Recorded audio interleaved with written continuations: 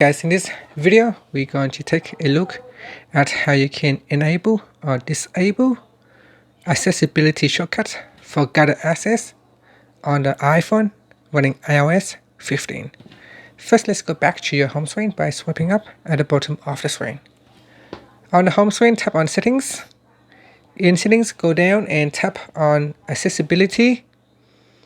Then we go down and tap on Guided Access. Then in here, tap on Accessibility Shortcut. Tap on the toggle button to turn it on.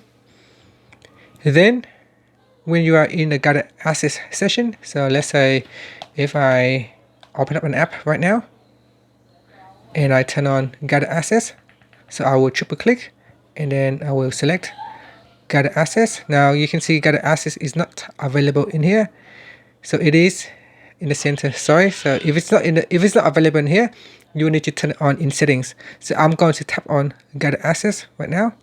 Okay, so guided access started, and if I triple click right now, 1 2 3, you see guided access is enabled. So triple click, so I need to click faster, 1 2 3, and here it is. So when I click on it, the accessibility shortcuts will be available during guided access.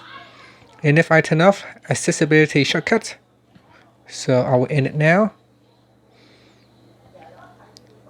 and then I'll go to settings and I will turn off accessibility shortcuts. And if I